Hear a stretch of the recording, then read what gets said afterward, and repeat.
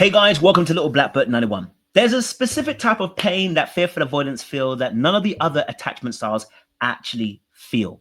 Yes, the fearful avoidant has both hot and cold tendencies, which really are their anxiety or anxious attachment and their avoidant attachment going simultaneously. Having grown up in a household where they both were both loved by the parent and afraid of that same parent, so comfort and anger, the child learns that there is an unpredictability from the parent, which develops in them as being a fear of wanting to be wanted. And at the same time, when they get wanted or get seen or have desire from the person that they actually want, to then push it away because it then feels painful to be seen. What we're really saying is when it comes to rejection, fearful avoidance will self-sabotage before it gets there. Yeah, they want the love and the person might give it to them, but then they feel like if this person can get inside and underneath the armor and see me for who I really am, then they won't like who I actually am. And so therefore rejection is going to come my way.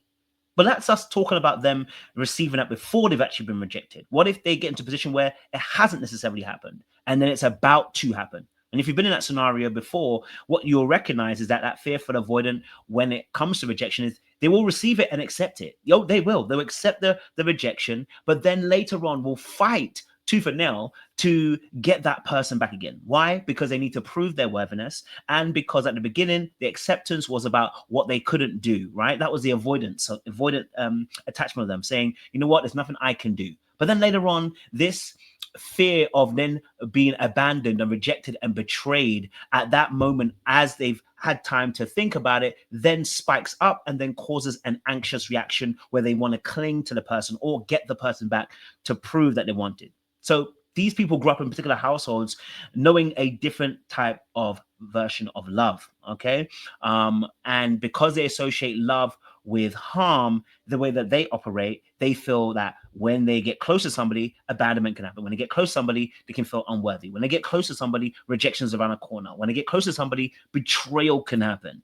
And so when the closer you get, the more danger they actually feel. A bit like getting punched in the face knowingly versus unknowingly. The fearful avoidant doesn't want to get punched in the face unknowingly. I know it's a crazy analogy to make, but they don't want to get punched in the face unknowingly. They want to know, which is what causes self-sabotage, because then they start doing behaviors that stop them from being rejected first.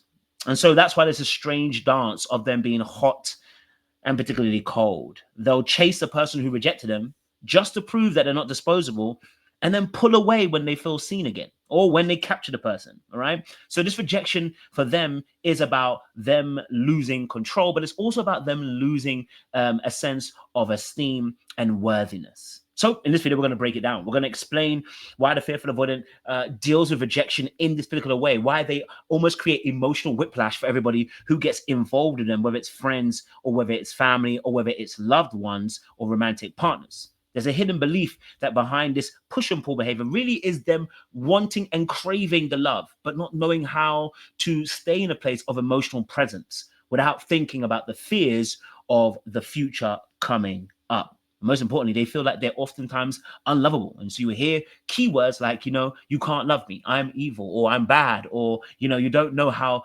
wicked I can be, or etc. And saying these things because they're really hoping that somebody would stick in the storm with them whilst they have a rough or bad patch, which is where the testing comes in. So today we're going to talk about it again. We're going to talk about rejection and how this affects the fearful avoidant. But please, before we go anywhere, do me a massive favor, like it, share, subscribe, click on that wonderful bell button for the notifications of the uploads. You got the minerals, you got the minerals. Stay hydrated because the streets out here are hot. All right, let's break it down. So for those of you who know about fearful avoidance, as I said before, they grow up in households where the parents are unpredictable with their love. They got parents who can be angry and comforting. They just never know what their parents are going to come through the door with. Is it going to be love today or is it going to be harm today? Right? Addiction, parents who have got strong addictions like drinking or alcohol or drugs, or parents who seemingly are abusive in some shape or form, right? Or just got anger issues. You never know which one's going to come through that door. So the child learns that life is unpredictable, but love also comes with harm because they've probably heard the words, I love you, whilst also being abused in that particular moment. So the child learns that love has to be hot and cold. They need to stay in control so that they can stay in control of the person who's in the relationship with them. So once it becomes a bit overbearing, they got to push away again. And when it becomes not enough, they got to pull close again, which is the anxious avoidant dance. So let's talk about a little bit about a few things here. Number one, let's talk about the core beliefs of the fearful avoidant around this. Number one is that they believe that everyone leaves eventually. It's a core abandonment wound. There's no one's going to stay around long enough, right? Once they get to know them for who they really are, they're going to leave, which is the rejection aspect. But again, they have to create a mask or a character so that doesn't happen, a people-pleasing spirit so that people can stick around. Number two, a core belief is if I get too close, I'll get hurt. And if I stay distant, I'll be alone. And that those two thought processes are almost not aligning, right? If you're gonna get too close, you're gonna get hurt. But then at the same time, if I stay distant, I'm going to be alone. You can see how the confusion really plays a massive role here, which creates the perfect storm for the hot and cold, but then it creates actually the very confirmational bias that they're trying to avoid, that people will actually leave them. People leave them because actually you're the one creating a storm. All right, number three. And that number rejection itself means a loss of control, which means they can't trust anybody, right? Because fearful avoidants have a low esteem of self and of others. And so actually their fear is that they'll always be harmed by the person in front of them. And so what they do is they have to play a game of people pleasing. So they turn up as if turn up in a particular way as a character that can be liked by the person in front of them to reduce the chances of being in pain. But then that's not really them. And this is what happens when you get past that armor and they actually see them. Then they feel fear because the vulnerability means now, if you can see me for who I really am, if you reject me, you're rejecting all of me. This is not the character anymore. This is me. And that's a very scary proposition for the fearful avoidant. So as we said already, we know why they kind of do this already, because already we know they come from a traumatic, inconsistent caregiving perspective, and they felt love was unsafe. And number two, we also know that their brain associates closeness with danger and rejection with abandonment, right? And number three, because that leads to them oscillating or moving around and chasing this feeling or chasing people who are unavailable in order to be feel seen. And then when they get seen by those unavailable people, then they flee again. Okay. Now, let's talk about some of the conversational examples that you might have heard a fearful avoidant actually say. Number one, you might have heard them say, I don't care anymore, right? Like when something happens in the relationship, they might say, I don't care anymore. They do. But give it a few hours, and then after they'll tell you, I can't believe you didn't fight for me. I can't believe they didn't, it was so easy to give me up. Why did they just leave? Meanwhile, they've told them they don't care anymore. They didn't, because in the beginning, the pain of the rejection, they didn't want to feel. So they push it back to later on. But then later on, those feelings come rushing back, and then they get that particular response of, why did they just leave? I thought they would fight for me. You ever heard a woman say, fight for me? You know. Example number two is, let's say if the partner says take a break, similar enough like the dismissive avoidant we said, right? They might reply very coldly, cool, yeah, it is what it is, I'm good with it, right?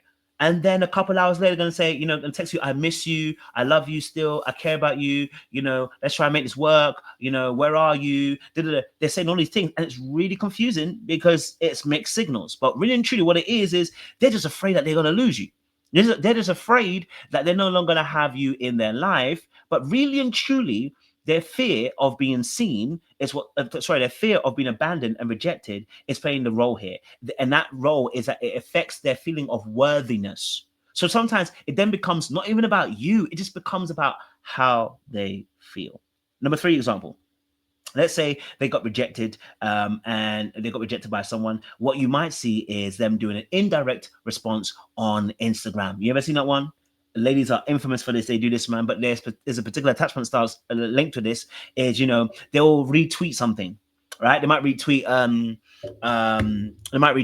like a post that indirectly speaks to their situation. Never give your all to someone who doesn't deserve it. Love ain't real with certain folks or whatever, right? Or never do this for a man or a woman because they always take advantage of you. You heard those lines before? Those are indirects, which are speaking to a specific situation that they're probably dealing with, and instead of actually addressing it with the person, they are trying to hide behind the indirect. Okay. All right. So with fearful avoidance, summarizing it before we get to some secure behaviors, the key thing here is that when it comes to rejection, it is an actual reflection of their worthiness. Their esteem. They think it attacks directly their value, and this is what causes them the disjointed, dysregulated, very unpredictable behaviors from them, the very hot and cold aspects. So let's talk a little bit about some secure things that they can do in this scenario. Because when I'm coaching people, I'm trying to get them to be more secure. Number one is understanding that you can have all the emotions you want, conflicting or not, and you don't have to act on it. There is an impulsiveness from the fearful avoidance, which is that when they feel something, they must do according to their feelings, right? They move according to their feelings rather than actually understanding that feelings come and go. You're allowed to have emotions and you don't have to react. And of course, you probably knew that, but it's very difficult to do that because in your household, reacting on those emotions probably saved your life, right? But in this scenario, it's not helping your relationships. So you do not have to react just because you feel. Number two, understanding and identifying your triggers, okay, and what your truth is.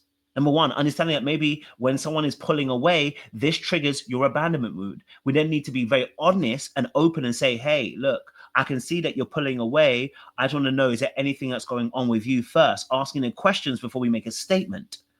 We understand that, hey, I'm feeling a little bit afraid right now. I am feeling a bit scared, or I need a little bit more reassurance because I know that in our interactions the last few days, it has felt like you have been pulling away. It might not be the truth, but that's how I felt about situations, right? Being able to identify your emotions and understanding what is the actual truth. In this situation, I mean, quote unquote, are they pulling away, or is it that you're just a little bit anxious about being abandoned? Okay. Number three is also to build in, okay, self-soothing tools, because something about fearful avoidant individuals is that they tend to co-regulate but then be afraid of co-regulation, right? Because then it's like the avoidance part of them kicks in. They want to co-regulate, the anxious side of them wants them to, but then their avoidance side of them says, but you may leave me, or you may abandon me, or you may betray me if I rely on you too much. And then the hyper independence kicks in. But then at the same time, they feel like, actually, but I want you to be there. And that's very difficult for the fearful avoidant. So in this space, you need to start practicing writing out your feelings, or using I talk about using an audio on your iPhone and just kind of talking into it and doing a diary to help you just kind of release some of the thoughts that you have in your mind. Again, you don't have to act on it. Okay. Number two, using things like prayer, going to a therapist, going for a walk to ground you. Okay. All right. To not get involved and go impulsively to make a decision. Look, I can give you so many different tactics and things. And really and truly, we need to get to the core of the individual person and their roots. So I won't talk much longer. For the fearful avoidant, rejection is a very painful thing. It speaks to their actual core. It speaks to their value as to them, right? Not recognizing that a rejection is about, it's not necessarily about who you are as a person. That person is rejecting you, but it's not devaluing you. It's about them. They're rejecting you because of things for them, not you. And so recognizing that you're not having to internalize that rejection and then project is a massive, massive thing. And then also changing the narrative that you tell yourself when you do get rejected, a crazy, crazy, massive thing too as well. But look, we can be here all day. My time is up. If this is something that you need to start working on, this is something that you can identify with, you recognize the behaviors and some of the things that have been said. This is a great time to reach out to myself, book yourself in for a free discovery call. We are going open till November, because after November, I'm not taking any more new clients. I want to be able to just focus on the ones I have. And also because I want to take a little bit of a break, okay? Because we need a little break to recharge, come back stronger, okay? But if it's something that's touched you and this is something you need to start, you want to start healing, you've been looking for a coach or I'm not a therapist, but a coach, then by all means, reach out to us. Link is down below in the description box as well. But until then, make sure you like, share, subscribe, click on that bell button for notifications of the uploads. And don't forget to hype the video up as well. Okay. All right. We will see you again for another installment of LBB coaching. We'll see you again soon. Much love.